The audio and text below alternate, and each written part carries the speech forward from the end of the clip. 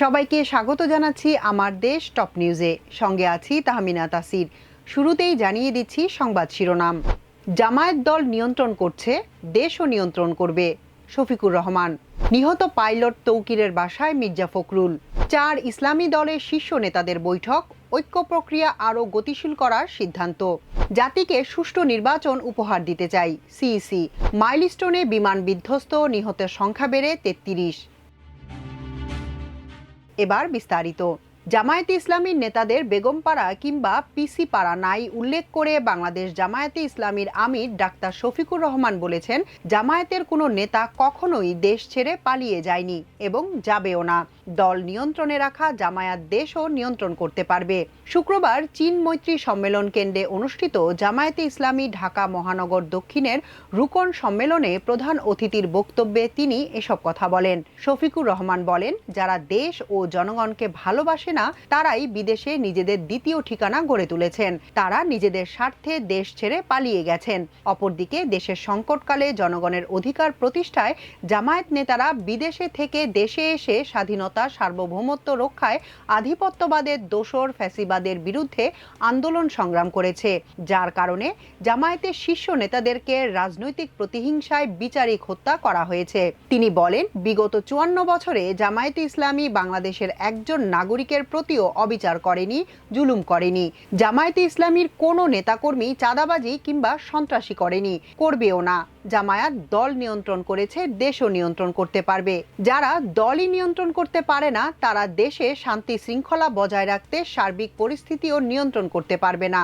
ইসলামকে পৃথিবীর একমাত্র অসাম্প্রদায়িক ধর্ম উল্লেখ করে ডাক্তার শফিকুর রহমান বলেন, ইসলামী রাষ্ট্র প্রতিষ্ঠা হলে চাঁদাবাজ, সন্ত্রাসী, মাদক কারবারি, ধর্ষক, খুনি ও লুটেরাদের ভয়ের কারণ আছে, আর এজন্য তারা অপপ্রচার চালাচ্ছে। তিনি বলেন, সব ধর্মে নারী পুরুষ সবাই রাষ্ট্রের কাছে সমান। রাষ্ট্র ধর্মের কিংবা লিঙ্গের বৈষম্য করতে পারে না। ইনসাফ ভিত্তিক সমাজ বিনির্মাণে সকলের সহযোগিতা চেয়ে জামায়াত আমির বলেন, ইসলাম ও দেশপ্রেমিক সবাইকে সঙ্গে নিয়ে পথ চলতে চায় জামায়াতে ইসলামী। জামায়াতের রাজনীতি হবে কেবলই মানুষ ও মানবতার কল্যাণে। রাজধানীতে প্রশিক্ষণ বিমান দুর্ঘটনার পাইলট শহীদ ফ্লাইট লেফটেন্যান্ট তৌকির ইসলাম সাগরের পরিবারের সদস্যদের প্রতি বিএনপি চেয়ারপারসন ও বিএনপির ভারপ্রাপ্ত চেয়ারম্যানের পক্ষে শোক ও সমবেদনা জানিয়েছেন দলটির মহাসচিব মির্জা ফখরুল ইসলাম আলমগীর। শুক্রবার বিকেলে ঢাকা সেনানিবাসে পাইলট শহীদ তৌকির ইসলাম সাগরের বাসায় যান তিনি। বিষয়টি নিশ্চিত করেছেন দলটির মিডিয়া সেলের সদস্য সাইরুক কবির খান। তিনি জানান, Uttara milestone school and college বিমান দুর্ঘটনায় পাইলট শহীদ ফ্লাইট লেফটেন্যান্ট তৌকির ইসলাম সাগরের পরিবারের সদস্যদের সঙ্গে সাক্ষাৎ করেছেন বিএনপি মহাসচিব মির্জা ফখরুল ইসলাম আলমগীর। এ সময় বিএনপি চেয়ারপারসন বেগম খালেদা জিয়া ও বিএনপির ভারপ্রাপ্ত চেয়ারম্যান তারেক রহমানের পক্ষে থেকে শোক ও সমবেদনা জানিয়েছেন। এ সময় শহীদ তৌকিরের বাবা মোহাম্মদ তহুরুল ইসলাম, মা মোসাম্মদ সালেহা খাতুন, স্ত্রী আকশা আহমেদ নিঝুম সহ পরিবারের সদস্যদের সমবেদনা জানান তিনি। বিএনপি মহাসচিবের সঙ্গে ছিলেন দলটির ভাইস চেয়ারম্যান ও সাবেক বিমান বাহিনীর প্রধান অবসরপ্রাপ্ত air vice marshal Altaf Hossain Chowdhury, অবসরপ্রাপ্ত মেজর জেনারেল ফজলে এলাহি আকবর, অবসরপ্রাপ্ত brigadier general doctor AKM Shamsul Islam. দেশের 4 ইসলামী দলের শীর্ষ নেতাদের মধ্যে বৈঠক অনুষ্ঠিত হয়েছে। বৈঠকে নির্বাচনকে সামনে রেখে ঐক্য প্রক্রিয়া আরও দৃঢ় ও গতিশীল করার সিদ্ধান্ত গৃহীত হয়। শুক্রবার বেলা 11:30টায় ইসলামী আন্দোলন বাংলাদেশের কেন্দ্রীয় কার্যালয়ে এক বিশেষ সভায় মিলিত হন তারা। সভায় ইসলামপন্থীদের মধ্যে ঐক্য আলোচনা অব্যাহত রাখা, আগামী নির্বাচনকে সামনে রেখে ঐক্য প্রক্রিয়াকে আরও গতিশীল করার ব্যাপারে ঐক্যমত পোষণ করেন 4 দলের শীর্ষ নেতৃবৃন্দ। একই সঙ্গে ফ্যাসিবাদের বিচার ও মৌলিক সংস্কারের বিষয়ে অঙ্গীকার পুনর্ব্যক্ত করেন তারা। মতবিনিময় সভায় সভাপতিত্ব করেন ইসলামী আন্দোলন বাংলাদেশের আমির মুফতি সৈয়দ মুহাম্মদ রেজাউল করিম পীর সাহেব চরমোনাই। শীর্ষ বৈঠকে উপস্থিত ছিলেন বাংলাদেশ খেলাফত মজলিসের আমির মাওলানা মামুনুল হক, খেলাফত মজলিসের মহাসচিব ডক্টর আহমদ আব্দুল কাদের, নেজামে ইসলাম পার্টির সহসভাপতি মাওলানা আব্দুল মাজেদ আতহারি, নেজামে ইসলাম পার্টির মহাসচিব মাওলানা মুসা বিন ইজহার, বাংলাদেশ খেলাফত মজলিসের যুগ্ম মহাসচিব মাওলানা আতাউল্লাহ আমিন, ইসলামী আন্দোলন বাংলাদেশের মহাসচিব অধ্যক্ষ মাওলানা ইউনুস আহমেদ। প্রধান নির্বাচন কমিশনার এএমএম নাসির উদ্দিন বলেছেন, জীবনের শেষ প্রান্তে এসে কোনো ব্যক্তিগত লক্ষ্য বা স্বার্থ নেই, বরং দেশের জন্য একটি ভালো কাজ করে যেতে চাই। তিনি বলেন, আমার লক্ষ্য একটি সুষ্ঠু, অবাধ ও গ্রহণযোগ্য নির্বাচন জাতিকে উপহার দেওয়া। এটি শুধু আমার একার পক্ষে সম্ভব নয়, এজন্য আমি দেশবাসীর সার্বিক সহযোগিতা এবং দোয়া কামনা করছি।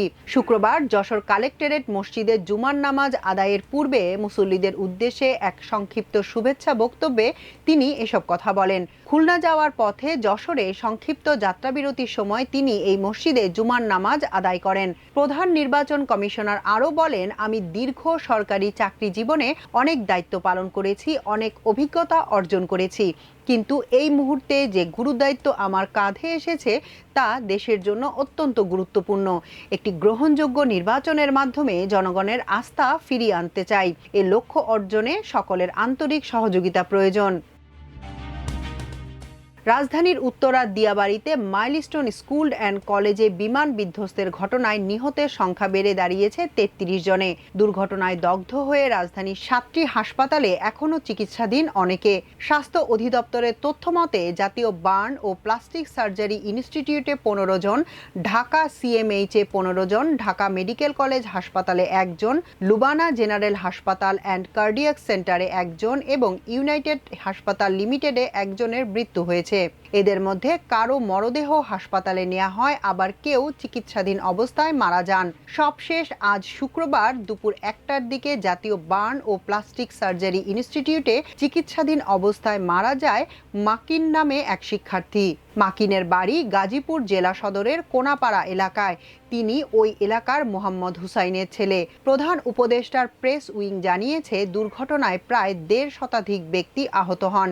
এর মধ্যে অনেকে চিকিৎসা শেষে বাড়ি ফিরে গেছেন। বর্তমানে হাসপাতালে ভর্তি আছেন ৫০ জন। এর মধ্যে ৪০ জনই আছেন জাতীয় বার্ন ইনস্টিটিউটে। বাকিদের মধ্যে ৮ জন সিএমএইচে এবং ১ জন করে শহীদ মনসুর আলী মেডিকেল কলেজ হাসপাতাল ও জাতীয় মানসিক স্বাস্থ্য ইনস্টিটিউটে চিকিৎসাধীন।